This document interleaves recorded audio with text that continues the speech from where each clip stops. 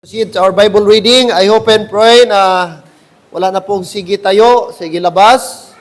Okay, para po tuloy-tuloy yung ating pananambahan. Lahat po tayo ay naka-worship mode na. At kung pwede, itabi mo natin ating mga cellphone. Iwasan natin magbukas ng cellphone sapagkat hindi po ito oras na mag-text tayo. Ito po'y oras na tayo po ay kausapin ng Diyos sa pamagitan po ng Kanyang banal na salita. Amen. Sana po maging bukas tayo, maging handa tayo, maging receptive tayo mga kapatid sa salita ng Panginoon Diyos upang tayo po ay Kanyang turuan ngayong umaga. Colossians chapter 2, verse number 8 po. Pakishare ang inyong mga Bible sa inyong katabi. Kung meron man kayong katabi na walang Bible, pakishare po para mabasa din po nila ang ating text this morning. Colossians, Book of Colossians, isa sa mga book na sinulat ni Apostle Paul para po sa mga Colossian believers. At ganito po ang kaniyang admonition, ang kaniyang reminders, ang kaniyang charge sa kanila, mga kapatid. Verse number 8, ating pong basahin ng sabay. Verse number 8 po, ang ating text this morning, Colossians 2, verse number 8. Ready? Read. Beware lest any man spoil you through philosophy and vain deceit, after the tradition of men, after rudiments of the world, and not after Christ. So, tandaan niyo po mga kapatid, ang unang salita, beware. Meron pong paalala ang salita ng Diyos sa ating pong lahat na iwasan po natin. No? Mag-ingat tayo, lest any man spoil you through philosophy, vain deceit, tradition of men, and rudiments of the world, and not after Christ. Shall we come to the Lord in prayer? Tayo manalangin. Diyos naming banal, mapagpala, maraming salamat po, Ama, sa umagang ito na pinagkaloob niyo po sa amin, na muli kami nakagising, nakabangon muli, at Lord, binigyan ng lakas, binigyan ng protection na kung saan makarating kami sa dakong ito. Salamat sa inyong kabutihan sa aming mga buhay, salamat sa buong linggo, na kung saan ginabayan niyo po kami, pinatnubayan, Panginoon, binigyan po ng talino, lakas sa mga trabaho, mga lakad namin, maging sa aming mga estudyante na nag-aaral po, Panginoon. Sa oras na ito, patuloy naming pinapanalangin ang kalagayan ng aming kapatid, Sister Nining Sulit. Panginoon, wala po kaming ibang magawa sa oras na ito, kundi kami lamang, Panginoon, ay nagsusumamo sa inyo na kung pwede sana, Lord, hindi na po siya tumagal o tatagal sa ICU, makalabas na po siya. At Lord, i-provide niyo po yung financial needs nila. Alam ko pong malaki na ang kanilang bill ngayon at araw-araw po may mga resita. Kaya tulungan niyo po kami mamaya na kahit sa kunting paraan, sa kunting amount ng aming meron kami, ay meron kaming may ambag, Panginoon, sa kanila pong financial need. Gamitin niyo pong bawat isa sa amin. And Lord, thank you po sa success din po ng wedding ceremony ni Brother GM, Sister Michelle kahapon. Salamat sa naging, Lord, naging part ng kanilang wedding ceremony. Thank you sa success, Lord. And it's my prayer na sana po, Lord, itong bagong mag-asawa ay patibayin niyo po ang kanilang pagsasama. Lord, maging role model sila sa mga younger na mga young people na napakasarap po, Lord, kung Christian po yung aming mapangasawa, magiging partner. And today, sa aming pag-study ng iyong salita is our prayer, Lord, na kausapin niyo po kami and sana po may matutunan kami ngayong umaga. Lord, sa mga bagay-bagay po na hindi po dapat naming, hindi kami dapat sumunod sa mga tradition of men, kundi Lord, wala lamang, o kundi ang salita lamang ninyo ang aming susundin. Kung anong nakasaad sa Biblia, yun lamang, Panginoon, at help us na hindi kami madala sa mga makamundong activity, lalo na po sa ngayong panahon. Maraming salamat, and be with us today. Holy Spirit, we need you. Holy Spirit, be our guide, be our teacher this morning. In Christ's name I pray. Amen and amen. Salamat.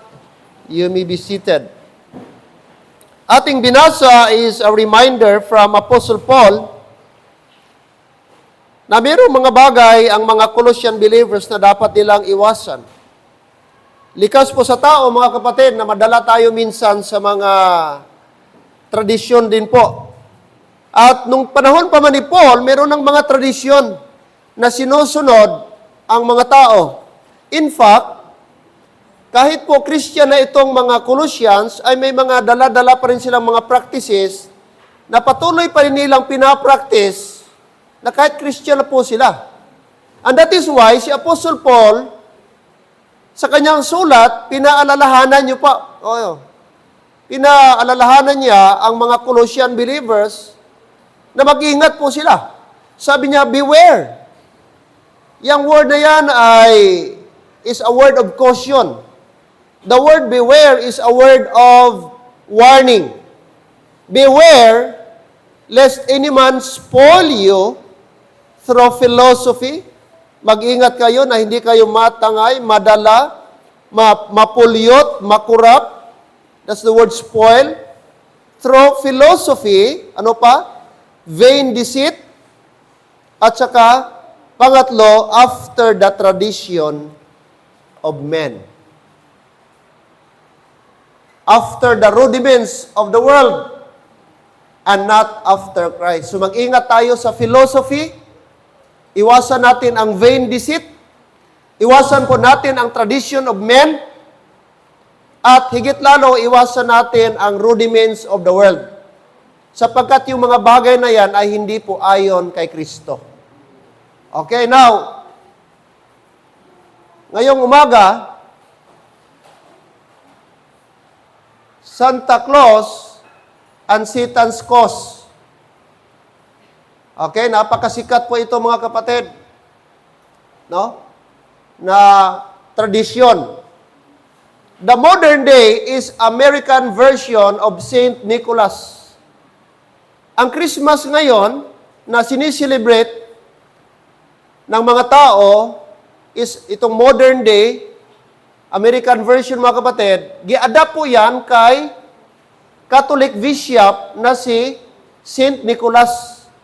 Sa 4th century, ito po, nabuhay po ito si Saint Nicholas, isa po siyang obispo sa Catholic Church, na nanggaling po sa Asia Minor.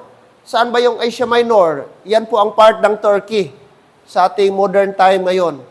Who was noted for his good deeds and gift-giving. Ito si Saint Nicholas, siya po yung nagpauso sa time nila na nagbigay po ng mga regalo sa mga tao, na nagtagpo siya. So lahat po ng kanyang mga ari-arian, excuse me, bininta niya, tapos yung pera o yung mga, gibili niya ng mga gifts, gipangbili niya at ipinabigay po niya yung mga regalo. So, bumili siya ng mga items, tapos gipak niya, and then gipanagtag niya. Yan po si Bishop St. Nicholas. So, yan po din ang version ngayon. Diyan nila gi-adapt si Santa Claus sa ating modern time ngayon. The tradition first spread throughout Europe. So, nagsimula po itong Christmas sa Europe and then found its way to America by the early. So, tumawid po siya from Europe, pamuntang United States, hanggang kumalat na Asia, Latin America, hanggang sa ating panahon ngayon. Since God's Word wants us to beware of tradition, we should not be surprised to find the devil right in the middle of, okay, di natin makita yung niya. So may warning po dyan mga kapatid na mag-ingat tayo sa tradisyon. Okay? Now, Lucifer's desire has always been to dethrone God and exalt himself. Amen? Walang ultimate goal. Ang ultimate goal ni Satan is, mga kapatid, siya ang ma-lift up, tapos i-dethrone ng ating Panginoon. Maalis sa trono si ating Panginoong Diyos, ma-sit aside, ma-reject ang ating Panginoon, ang ating Diyos, tapos si Satanas, ang Diablo, siya yung maitaas ang kanyang sarili. Kaya dito pa lang, sa Book of Isaiah, basahin po natin saglit, ito po yung story kung saan, bakit po itinapon dito sa mundo, at paano po naging Lucifer si Satan, o naging Satan si Lucifer. Ang kanyang pangalan po nung una ay Lucifer. mga kapatid. Chapter 14 po, Book of Isaiah. Book of Isaiah, chapter number 14. Ito po yung account na kung saan nag-desire po si Satan o si Lucifer na maging katulad siya sa Diyos. Verse number 12. Isaiah 14 verse 12. How art thou fallen from heaven, O Lucifer, son of morning? Son of the morning. So ang title ni Lucifer, son of the morning. How art thou cut down to the ground, which didst weaken the nations? 13, for thou hast said in thine heart, ito yung sabi niya, I will ascend into heaven, ako'y aakyat sa langit, I will exalt my throne above the stars of God. Gagawa siya ng throne niya. I will sit upon the mount of the congregation in the sides of the north. I will ascend above the heights of the clouds. I will be like, notice this word, I will be like the Most High. Gusto din niya maging Diyos. Gusto din niya itaas. Gusto siya ang magiging superior.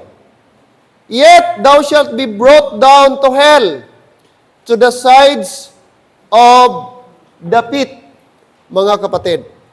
So ito po yon kung bakit po si Satan galing sa langit, inihagis dito po sa mundo, sapagkat meron po siyang pride, meron siyang hangad, meron siyang desire na kung saan maging katulad ng Diyos. Gusto din niya sambahin siya, mga kapatid. So, nung nakita ng Diyos ang kanyang puso, that's the reason why from Lucifer, naging Satan po siya. Luke chapter 4, verse 7. Luke chapter 4. So, napakadelikado po, kapatid, yung ambisyon ni Satan. Yun po ang kanyang downfall. Nung naging devil na siya, chapter 4, look at verse number 7 o 6. Luke chapter 4, let's begin reading verse number 5. And the devil taking him up, that is Jesus Christ, into a high mountain, showed unto him all the kingdoms of the world in a moment of time. Verse number 6, and the devil said unto him, all this power will I give thee, and the glory of them, for that is delivered unto me, and to whomsoever I will give it. So sabi niya, pinakita niya kay Kristo, ibibigay ko ito lahat sa iyo, itong kingdom na ito, lahat mga bagay dito sa mundo. Ang gawin mo lang, sabi niya, verse number 7, if thou therefore wilt worship me, all shall be thine. Anong ni Satan, Brad? Anong instruction niya sa kay Lord? Ibibigay ko ito sa lahat sa iyo, in one condition, thou shalt worship me. So gusto rin ni Satan, thank you, Brad, na i-worship siya katulad ng Diyos. Yan ang kanyang ultimate desire, mga kapatid, na gusto niya may somebody din na mag-worship sa kanya. So no wonder, sa ating panahon ngayon, mga kapatid, okay, before we go on, may isang verse pa, basahin natin, 1 Thessalonians, or rather, 2 Thessalonians. 2 Thessalonians, para meron tayong foundation ngayong pong umaga. 2 Thessalonians, please. Chapter number 2. Chapter 2, please. And let's go to verse number 3 and 4. 3 and 4. 2 Thessalonians, chapter 2, verse 3 and 4. Let us read all together, please. Verse 3 and 4, read.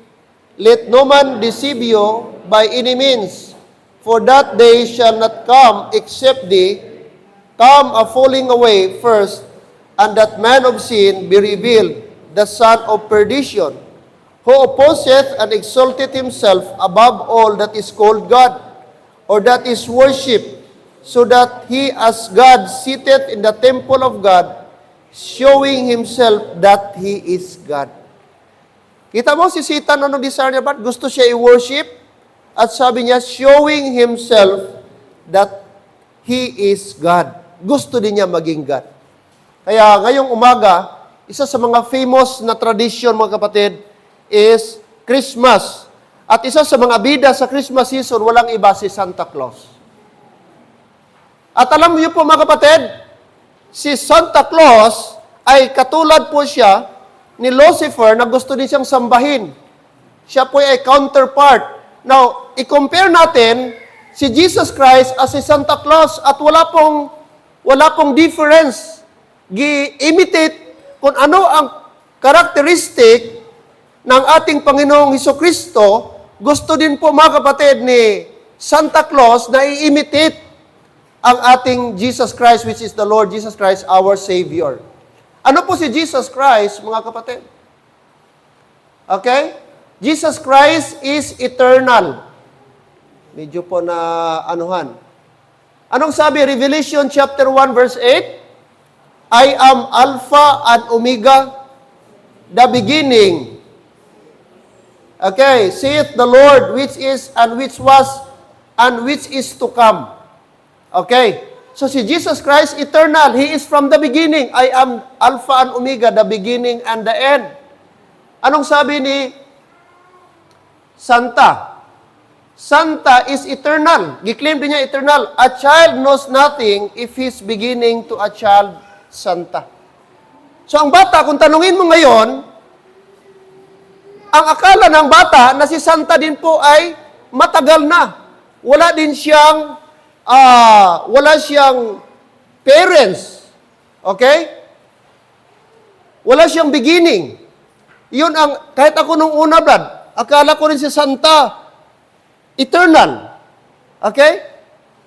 But mga kapatid, maliwanag po na ang eternal, walang iba, ang Diyos lamang. Si Kristo lang. Amen?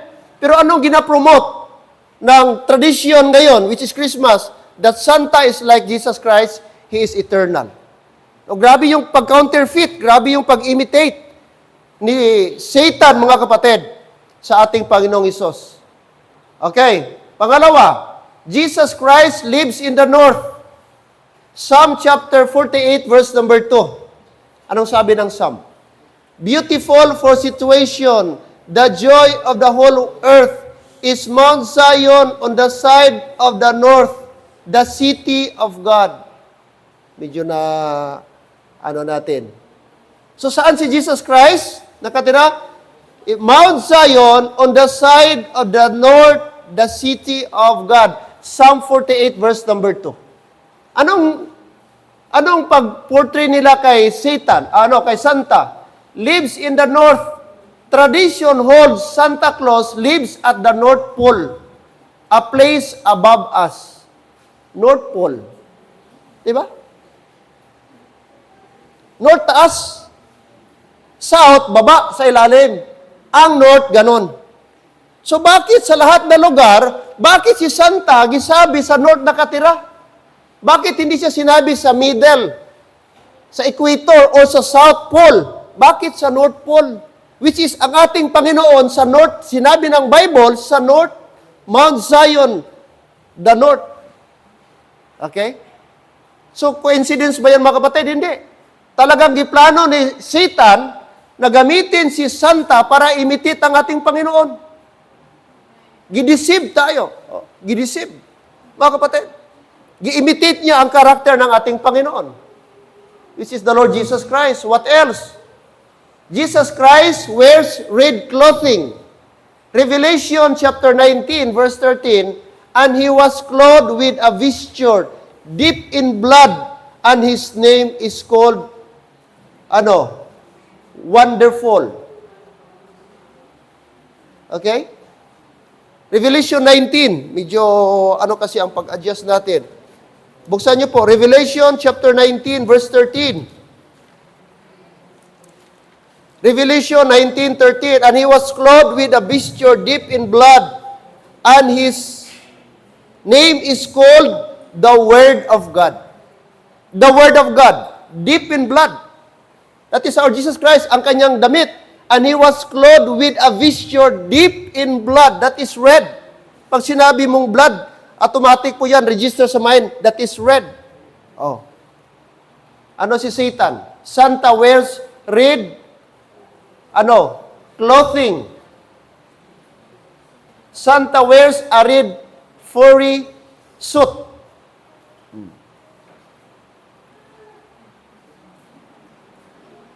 Amen? Common. Bakit sa daming kulay, bakit red ang ginasuot ni Santa?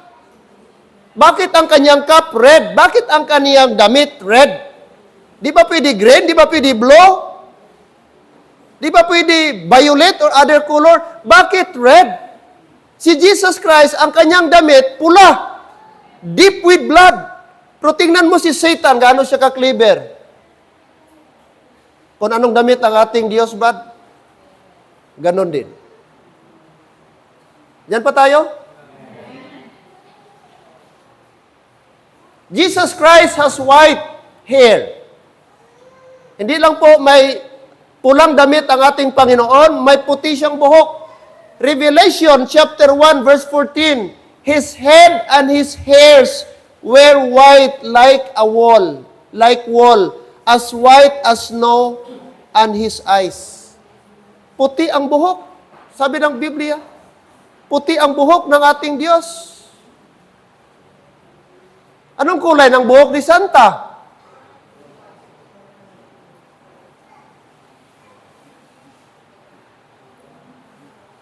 That is our Lord.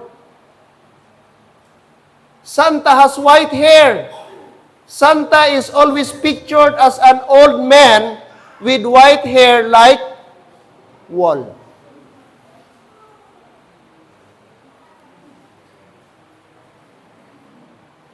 Amen.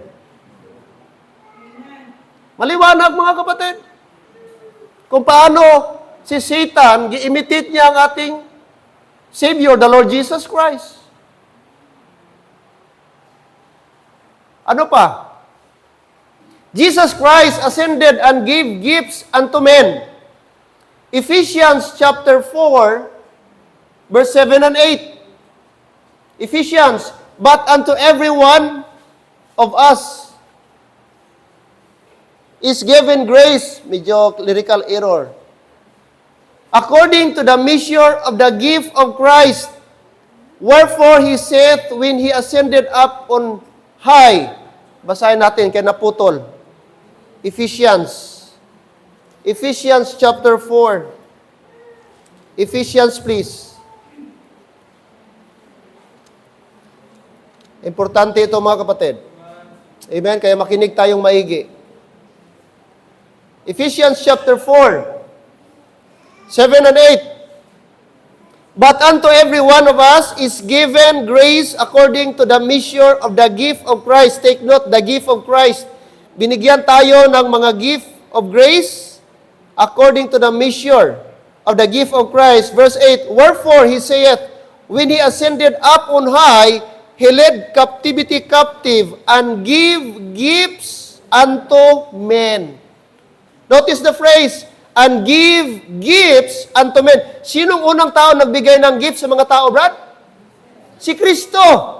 Wala pa si Santa Claus, si Kristo na unang nagbigay ng regalo, lalo na the gift of salvation sa atin. But look at mga kapatid, anong ginawa po ni Satan? Santa flies around giving gifts. Santa has the ability to defy the laws of gravity and fly around giving gifts. So, di ba? Yun yung nakaregister sa mind natin, si Satan, nagalipad, tapos nagapanagtag kuno og mga regalo, nagadistribute og mga gifts sa mga tao, sa mga bahay-bahay, tapos magdaan pa sa chimney. Ah? So, anong tawag doon? Magnanakaw kasi hindi sa door dumaan, sa chimney. Ah? So, tingnan mo mga kapatid kung paano giano ni Satan. Ano pa? Oh, yan siya. No? Nag-define niya ang ground. Kuno, galipa daw siya. Meron siya mga reindeer. Later on, pa natin yan. So, sino ang pinaka-famous na giver? Kaya mga tao ngayon din, mga parents, sabihan nilang anak nila, nak, magbihib ka para makatanggap ka ng regalo kay Santa. Kita mo? Hindi na si Jesus Christ ang sabihan, magbihib ka para makatanggap ka ng regalo kay Jesus Christ. Si Santa na. Matulog ka ng maaga para malagyan ng regalo yung medyas mo dyan, nagisabit mo. Magbehave ka. Oh. Mag-ubi ka kay mama, kay papa, para may regalo ka kay Santa. Oh. Pati mga parents din, sila din nag-introduce ng maling aral. Si Santa ang ginaturo sa mga anak na mag-behave ka, mag-obey ka para may gift ka kay Santa. Hindi na si Jesus Christ. Which is mali, mga kapatid. Okay? So, wag po nating turuan ng unscriptural, mga kapatid, na ano. Next, Jesus Christ is coming soon.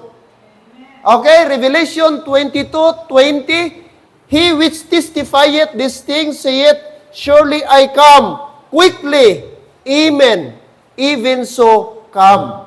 Yun ang pinaka-last prayer, mga kapatid, na magdating na sana ang ating Panginoong Diyos. Okay? Jesus Christ is coming soon.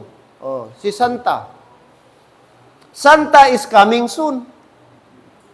During Christmas season, it is emphasized over and over that Santa is coming soon.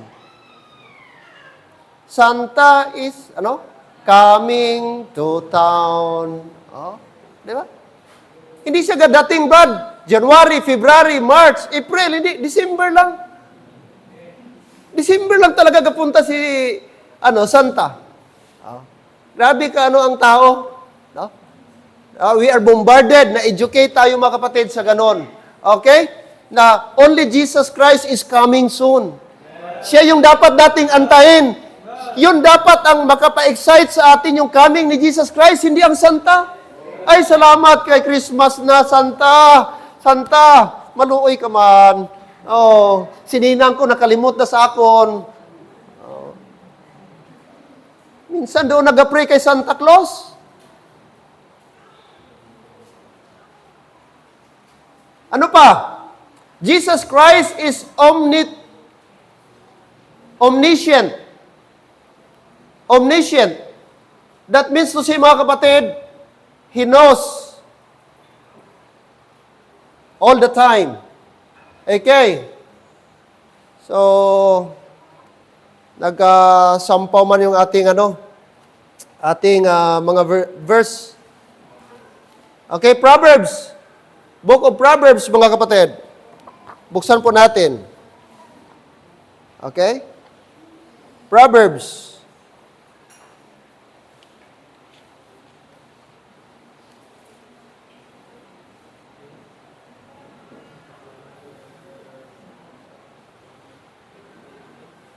Proverbs 15, verse number 3.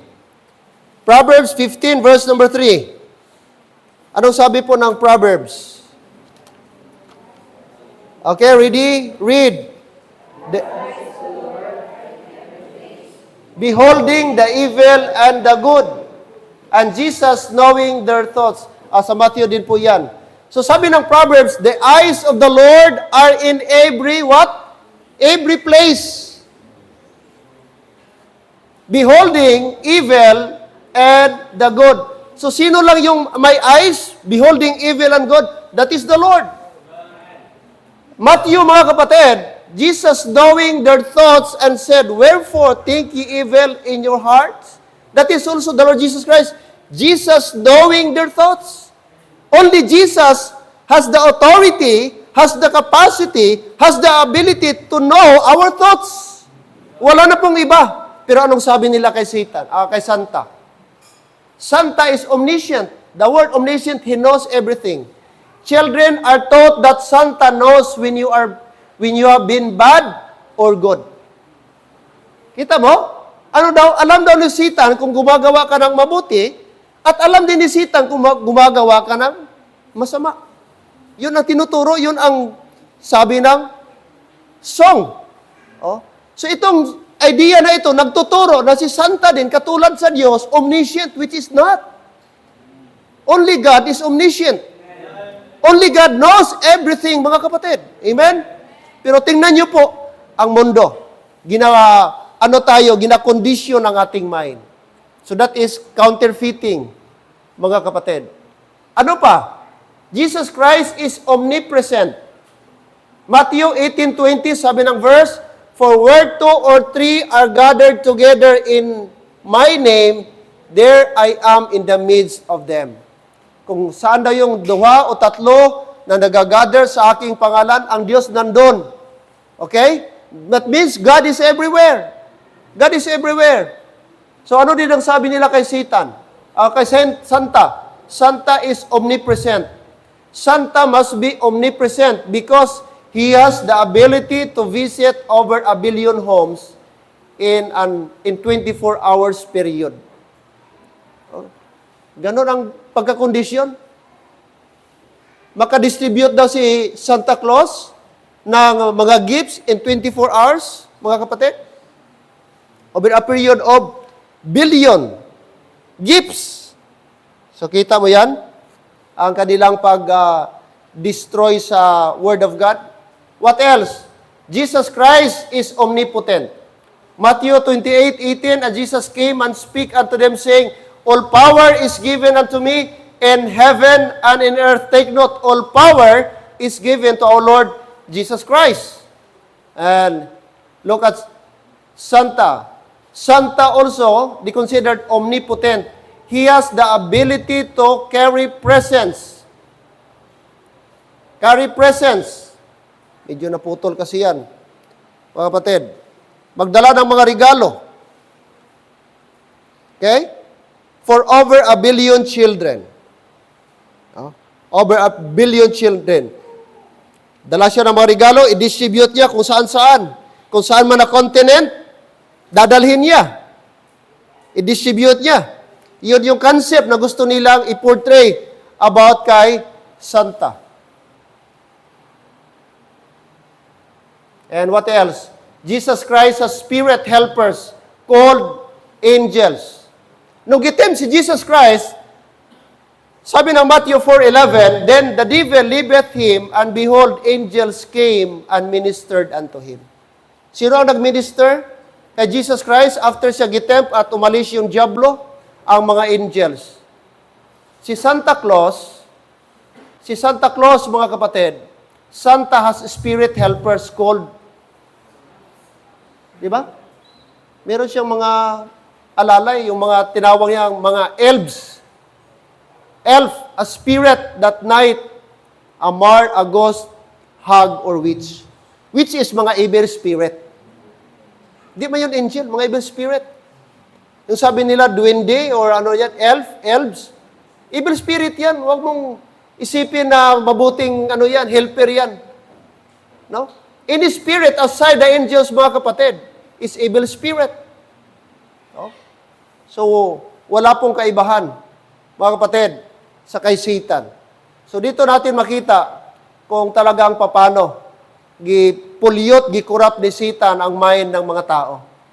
Because of this very famous, popular tradition of men, which is Christmas. Oh? So, akala din po natin na okay lang. Akala natin kasi matagal na nating nakita, nasundan, matagal na nating sinusunod, mga kapatid, akala natin okay lang. But in reality pala, it's completely unbiblical. Kung baliktadin mo yung mga kapatid, yung Santa, Santa, Sanat, Satan. Pangalan pa lang. Sa pangalan pa lang, mag-confuse ka na. May Santa ba na lalaki? May Santa ba nga buranguson? Pag sinabing Santa, dapat di ba babae yan? Amen. How come Santa, tinawag na Santa, matandang lalaki? Dapat Santo, Santo Claus. Bakit Santa? So, very confusing na lang, mga kapatid. And akala natin, kay matagal na, kay tradition, akala rin natin, wala lang. Sumusunod tayo, akala natin, okay lang. Kasi di tayo nag-aaral ng Biblia. Pero mga kapatid, nakain na pala tayo sa sistema po ng mundo. Kaya sabi ng Bible, mag-ingat po tayo. Now, merong several reasons, mga kapatid, against why we should not celebrate Christmas. Why Christians should not celebrate Christmas?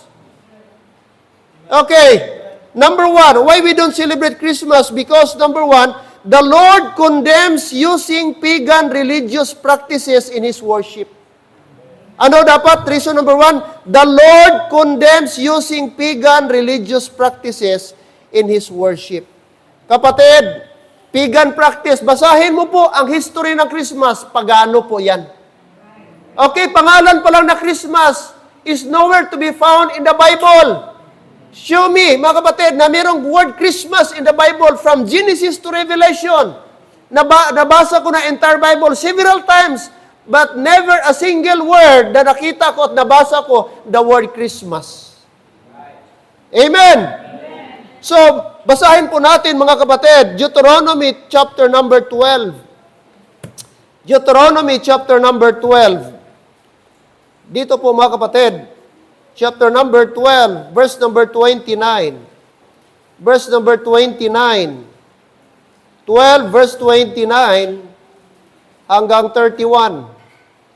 When the Lord thy God shall cut off the nation from before thee, whither thou goest to possess them, and thou succeedest them, and dwellest in their land, take heed, ito po ay warning sa mga Israelite, take heed to thyself, that thou be not snared, take note, matrap, snared by following them, that's mga hidden, huwag kayong mag-follow, mag-imitate sa kanila, after that they be destroyed from before thee, and that thou inquire not after their gods, saying, how did this nation serve their gods? Even so will I do likewise. Verse 31, thou shalt not do so unto the Lord thy God, for every abomination to the Lord, which he hateth, have they done unto their gods, for even their sons and their daughters they have burnt in the fire to their gods. That what things soever I command you, observe to do it, thou shalt not add thereto or diminish from it. So dito po mga kapatid, maliwanag po ang Bible na binigyan niya ng instruction first and foremost ang mga Israelite na huwag nilang gayahin ang mga bansa na nasa paligid nila, na kung saan nag-practice po ng mga Diyos-Diyusan, nag-worship ng mga Diyos-Diyusan. Are you with me? Okay? Sapagkat iba kayo, iba ang Diyos ninyo, sabi ni Moses, sabi ng Diyos sa kanila. Do not follow them. So ito po ay maliwanag mga kapatid, this is tradition of men. Amen? Tradition po ito ng tao. Wala tayong direct command from the Bible na dapat po nating i-celebrate ang Christmas. Hello? Walang command sa Bible na i-celebrate ang birth of Christ. The only command sa atin na ating i-celebrate is the death of Christ. The gospel, not His birth. Kasi kahit po ipinanganak ang ating Panginoon, kung di siya namatay, walang kwenta. Wala tayong kaligtasan. Kaya doon tayo mag-celebrate sa kanyang kamatayan. Sapagkat ang kanyang kamatayan nagresulta ng ating kaligtasan. Amen. Christmas. Sino ang bida sa Christmas? Si Jesus Christ ba? Hindi. Tingnan nyo mga yon. Sino ang highlight sa Christmas? Christmas party, inuman, bijuki. Marami nga dyan Christmas party, kahit prayer, hindi nagsimula eh. Kain na kaagad. Lasingan, mga kapatid. Yun ang highlight ng Christmas, hindi si Jesus Christ. Festivities, mga kapatid. Ang naging bida. That is why, ito po mga kapatid ay talagang tradition of men. Ano pang sabi niya? Verse number 32. Look at verse 32 mga kapatid. What things soever I have commanded you, observe to do it, thou shalt not add thereto, nor diminish. Not only the Lord condemns using pagan religious practices in His worship, but number 2, the Lord condemns adding to or taking away from His commandments. Maliwanag ang verse 32 na huwag nating dagdagan ang kanyang salita or ating bawasan. Ang pag-celebrate po ng Christmas season, kapatid, ay pagdagdag po sa salita ng Diyos. Dinagdagan po natin, wala po yung utos sa Biblia, na dapat nating i-practice ang Christmas. Hello? Parang di kayo conforme ba? Sayang kasi, Pastor, exchanging gifts. Yung pangalan pa lang, exchanging gifts, mali na. Meron bang regalo na Ang pagkaalam ko, pag regalo, wala kang kapalit. Kapag ka regalo, wala kang i-expect. Kapag ka regalo, wala ka dapat itumbas doon. Kasi kusa yung ibibigay sa'yo. Hindi ka mag-expect ng kapalit. Pero kung regalo sa regalo, ay ano pang tawag doon? Bakit tawagin mong regalo? Magbibigay ka sapagkat bibigyan ka. Magbibigay ako para meron din ako matanggap. Ganun ang concept eh. Hello, amen? Minsan pa sa mga exchanging gifts, mga kapatid, doon pa nagkasamaan ng loob. Sa mga opisina, sa mga churches, sa mga eskwelahan. Kasi yung isa, mas mataas yung binigay niya, ang natanggap niya, mas mababa. 500 yung amount, ibigay niya, natanggap niya, 200 lang. Kaya minsan doon nagkasamaan, kahit sa mga churches, exchanging gifts. Sabi, may amount tayo ha, limit natin. Hindi, bababa 300. Nagbili lang, sobra 100 sa unit up. Yung isa naman, 350. Wala ay logi. Hello, real talk lang tayo mga kapatid. Naranasan ko rin yan. So mali na. Yung pangalan pa lang, exchange gift. Pag sinabi mong gift, that is completely free. Totally free. Absolutely free. Walang bayad. Walang kapalit. Bakit ka i-exchange mo? Bakit ka pa mag-exchange? Yung gibili mo, para lang sa'yo, para sigurado, huwag mo nang ibigay. Para walang samaan ng loob. Hello? Diyan ba tayo? Ito mga kapatid, masyado tayong nakain ng sistema. Pero susuriin natin sa Biblia, wala. Sabi ng Biblia, huwag niyong dagdagan ang aking salita. Verse 32, what things soever I commanded you, observe to do it. Anumang iniutos ko sa inyo, sundin niyo po. Thou shalt not add thereto. Huwag niyong dagdagan, nor diminish from it. Subtraction and addition. Yun ang tao ngayon, binawasan, dagdag, bawas ang salita ng Diyos. Mga kapatid, violation po kapag dagdagan natin ang utos ng Diyos. Sapat na po ang instruction ni Lord sa atin. Ang Biblia is enough na. Kaya po tayo tinawag Bible Baptist. Kung anong sinabi ng Bible, doon tayo. Hindi tayo after the tradition of men. Kahit matagal na yan, pastor. Di ka pa pinanganak, may Christmas. Oo nga. Kasi naunahan tayo ng mali. At akala natin okay lang. Thou shalt not. Reasons why we don't celebrate Christmas. The Lord condemns using pagan religious practices in His worship. Number 2, condemns adding or taking away from His commandments. The third one, mga kapatid, is that verse number 12, chapter 12 again, verse 1 and 2. Tingnan niyo po. Verse 1, chapter 12, verse 1. These are the statutes and judgments which ye shall observe to do in the land, which the Lord God of thy fathers giveth thee, to possess it all the days that ye live upon the earth. Verse 2, ye shall utterly destroy all the places wherein the nations which ye shall possess serve their gods upon the high mountains and upon the hills and under every, take note this word, green tree. And ye shall overthrow their altars and break their pillars and burn their groves with fire. And ye shall hew down the graven images of their gods, and destroy the names of them out of that place. Ye shall not do so unto the Lord your God. What is that? The third one, the Lord condemns doing anything under green trees in His worship. Okay? Jeremiah chapter number 10. Notice the word in verse number 2. Gi-avoid ni Lord, gibawan ni Lord ang pag-worship paggamit po ng green tree. Green na kahoy. Maliwanag po. Chapter 12 verse 3. Ang connection po niya, Jeremiah. Tingnan niyo po, Jeremiah. Chapter 10. Jeremiah chapter 10. Jeremiah chapter 10. Jeremiah chapter 10. Look at verse number 1.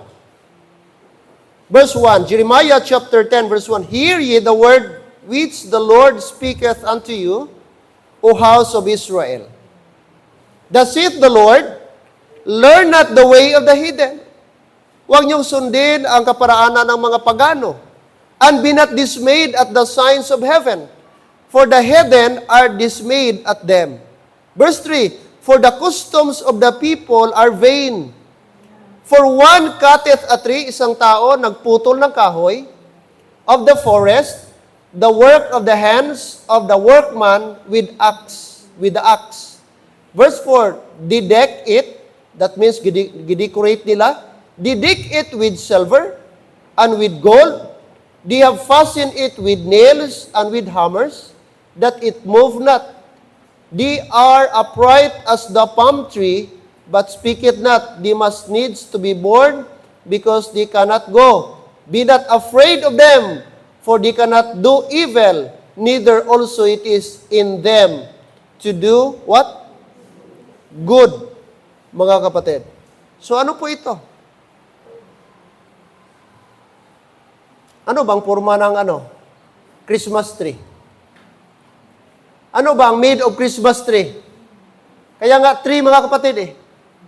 Ngayon may mga modern na, ang dami ng klase-klase ngayon, iba-iba na, may plastic na, kung ano-ano na. Pero originally, saan kinuha nila, saan nila gi-adapt? Ang Christmas tree, pagano? May isang tao pumunta sa bundok, doon sa forest, nagputol ng kahoy, dinala sa bahay, pagdating sa bahay, gilagyan ng decoration, gold, silver, pinatayo, tapos gilagyan ng decoration. So back then, mga kapatid, ang origin po ng Christmas tree, doon pa sa mga pagano. Kaya sabi po ng Diyos sa Israel, huwag kayong sumama sa Kanya, huwag kayong makiayon sa kanila, huwag niyo po silang sundan, huwag niyo po silang i-imitate ang kanilang practice. Hello? Green tree, ano bang kulay ng Christmas tree? Green. Deuteronomy chapter 12, verse 2 kanina, maliwanag po na mag-ingat kayo. Sorry, sa may mga Christmas tree.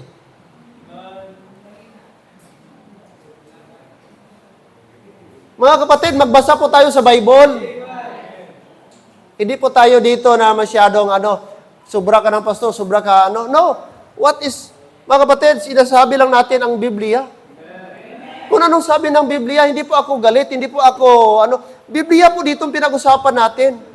Huwag lang tayong sunod ng sunod sa mga practice kasi famous, kasi sikat, kasi nakikita natin mga politician, nakikita natin mga artista, ang gaganda ng Christmas tree. Punta tayo sa mga plaza, punta tayo sa mga oval, may mga Christmas tree. So tayo din po, na-accustom na tayo na ito, akala din natin okay, so lagay-lagay lang po natin. Now, by the way, mga kapatid, ilang bahay na nasunog dahil sa Christmas tree? Alam nyo ba, namatay ang anak ni Divinicia, Speaker Jose Divinicia? Anong cause? Christmas tree. Yung may lights ang Christmas tree, gisaksak, siguro nag-overheat, nasunog. Hanggang kinain, mga kapatid, malaking Christmas tree, hanggang kumalat, mga damit, mga kurtina sa bahay niya, natrap ang kanyang anak, hindi nakalabas ang kanyang bunsong anak na babae, namatay. Ang anak ni dating Speaker Jose Divinicia, kung alam niyo po. Ako, meron ako sa bahay, brad, sa kubo-kubo lang, light lang. Pumutol ng kahoy. Gilagyan ng decoration. Ngayon, ang dami ng klaseng Christmas tree. May snow, anong silver, anong gusto mo. May pink, kung ano. Halos lahat na kulay. Pero mga kapatid, God condemns. The Lord condemns the hidden use of decorated trees at solstice. That is form of worship. Gidekorasyonan mo, sabi ng Bible, bawal mo. Bawal kayo gumawa, pumutol ng trees, tapos lagyan mo ng decoration. That is a form of worship. Sabi po ng Bible. Gilagyan mo ng decoration. Naalala ko nung una, mga kapatid, maliit pa kami, aking kapatid, pumutol po. Kasi marami sa amin, yung kape. Alam niyo yung kape? Yung ng kape, brad, puno, gaano-ano kasi yung kape. Giputol, tapos tinanggalan. Yun ang ginawa namin. DIY lang na mga kapatid. Christmas tree. Tapos yung kapatid ko nagunting ng ang tawag nito, hindi man yung pill paper siguro, bond paper lang. Tapos tapos parang gi-curly niya. Tapos doon sa mga twigs niya, mga small branches. Oh, tapos bili dayon sang White Rabbit at Snowberry, bitay-bitay. Wala, tapos ng Christmas tree. Solve na ganun kasimple. Elementary pa ako mga kapatid. Yung naalala namin. But kung titingnan natin sa Bible mga kapatid, maliwanag po. Amen? The Lord condemns the hidden use of decorated trees at solstice. What else? Why we don't celebrate Christmas? The Lord commands us to separate from and not touch pagan religion. Amen. 2 Corinthians chapter number 6. Okay. Mga kapatid, I hope andyan pa tayo. Amen. Okay. 2 Corinthians chapter number 6. 2 Corinthians chapter number 6. Verse number 14. Verse number 14. Be not unequally yoked together with the unbelievers. For what fellowship hath righteousness with unrighteousness? And what communion hath light with darkness? 15. And what concord hath Christ with Belial? Or what part hath he that believeth with an infidel? Verse 16. Verse 16. What agreement hath the temple of God with idols? For ye are the temple of the living God. Which is tayo po mga kapatid. Hindi pwedeng mag-agree ang temple of God with idols. For ye are the temple of the living God, as God hath said, I will dwell in them and walk in them, and I will be their God, and they shall be my people. Here's the command, verse 17, Wherefore come out from among them, and be separate, saith the Lord, and touch not the unclean thing, and I will receive you, and I will be a father unto you, and ye shall be my sons and daughters, saith the Lord Almighty. Notice the word 17, come out from among them, and be separate, saith the Lord, and touch not the unclean thing, and I will receive you. That is God's instruction. Ibig sabihin mga kapatid, gusto ng Diyos na hindi tayo mag-compromise. Kahit sabihin man ng mundo, buki tayo, sabihin man ng mundo, sobra naman yung simbahan ninyo, grabe naman yung ka-stricto, grabe naman yung ka-conservative. No! It is the Word of God. It is the Word of God. Na huwag tayo mga kapatid, that is tradition of men. Like I said, I challenge you this morning, ipakita sa akin na merong word na Christmas sa Bible at merong command ang Diyos na i-celebrate natin ang Christmas. Before you accuse me, mga kapatid, that is the Word of God. Sadly, mga kapatid, na tayo po ay masyado ng medyo mahirap na kasi naka-embed na sa atin. Nandun na sa atin itong practice na ito, so mahirapan po tayo. But mga kapatid, the Bible is very clear. We need to separate po, mga kapatid. Amen? We need to separate. Kung wala sa Bible, that is my conviction. If it is in the Bible, then we will follow. If it is not in the Bible, then we have no business to follow it. Show me, ang Valentine's is in the Bible. Kung mag-celebrate tayo ng Christmas, dapat sa Valentine's, mag-celebrate din tayo. So, yan mga kapatid, as simple lang po. Ay, okay? The last and final, mga kapatid. Last and final is that gusto ng Diyos, mga kapatid, na ayaw niya. The Lord condemns the superstitious idolatry and blasphemy of His Word. So ayaw niya yung mga superstitious, mga idolatry. Saan ba nanggaling ba yung 13 fruits?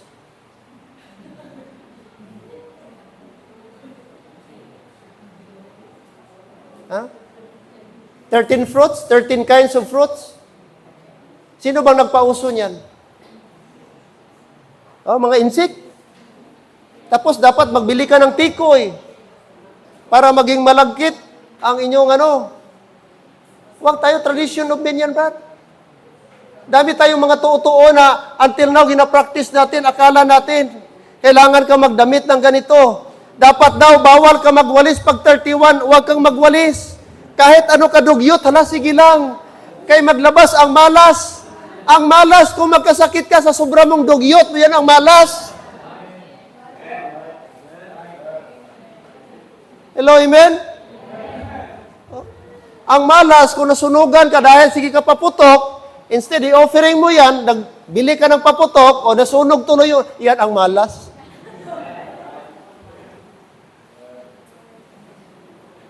Ang dami nating mga practices. Ano pa, meron pa, paikot-ikot ng pinggan. Yung lula ko, Brad, lalo niyang ginaano, huwag kang magpahiram ng pira sa 31. Kasi buong taon ka ba, lagi kang hiraman nila. Yun yung mga huwag kang magwalis sa 31. Kahit ano ka huwag kang magwalis. Kaya ang dimalas, mag-alis din. Kahit, Brad, di ka magwalis, kung tamad ka, wala pa rin, dimalas pa rin yan. Yun ang dimalas. So, maliwanag, Colossians chapter 2, before I close, balik tayo mga kapatid. Colossians chapter 2, Colossians chapter 2, sana po, pwede man tayo mag-celebrate ng Christmas na hindi sa paraan po mga kapatid na magrinta ka pa ng videoke machine. Ngayon, dahog ngayon ang videoke machine. Wala ka na, di ka na ngayon, nakabook na. Kaya next time ba, magnegosyo na lang kayo ng videoke machine para malaking income ninyo next year. Colossians chapter 2, verse number 8. The Bible says, beware lest any man spoil you through philosophy and vain deceit after the tradition of men, after the rudiments of the world, and not after Christ. Ang pinakamaraming sales, Brad, sa mga inumin, Brad, mga alak, December.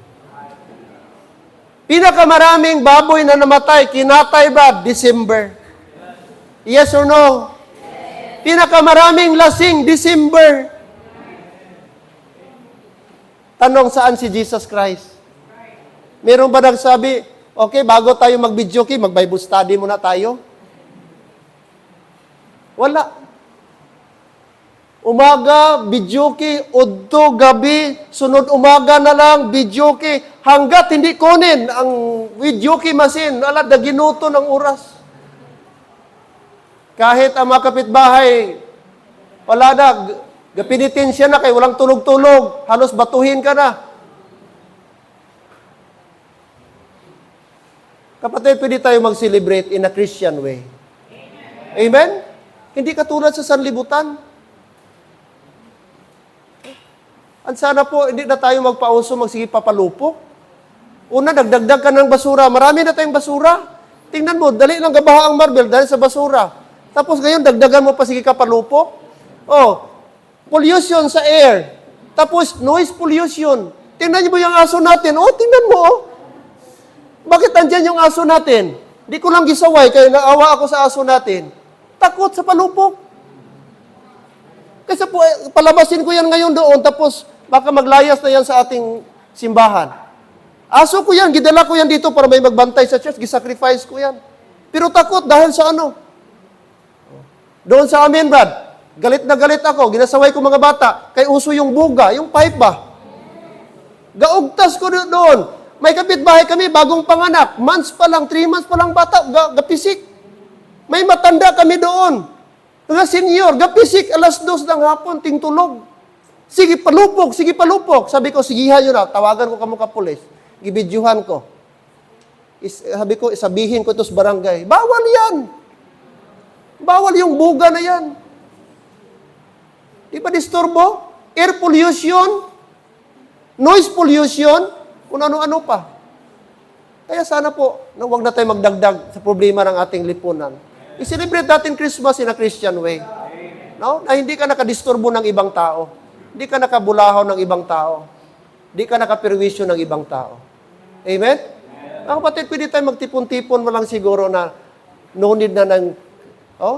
Pwede ka man maging masaya kahit walang red horse, walang tanduay siguro. Pwede man siguro tayo mag-enjoy kahit walang videoke machine. Hello? Amen. Hinay ang imi, no? Amen. Duda ko, nakabook na rin sa videoke machine. Pastor, nakabook na to. Sayang mo to, Pastor. Nakakontrata na to.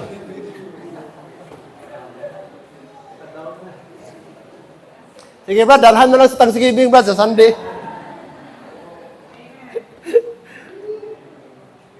Church, reminders ito sa ating lahat. Amen? No? Hindi po harsh si Jesus Christ. Hindi po killjoy ang ating Panginoon. In fact, gusto niya tayo mag-enjoy. No? Fullest to the fullest, mga kapatid. But in a Christian way. In a Christian way, mga kapatid. Sana po, celebrate ating Christmas, kumpleto ating kamay. No? Pero nagabaligya ba, paputok doon, oh. Malapit sa brigada, naglinya na sila. Oh. So, sana po, instead na ibili mo yan ng paputok, i-offering na lang natin, matuwa pa ang Panginoon. Amen. Everybody standing, tayo po'y manalangin. Lord, salamat po this morning. Salamat sa reminders. Salamat, Lord, sa mga biblical way, Lord,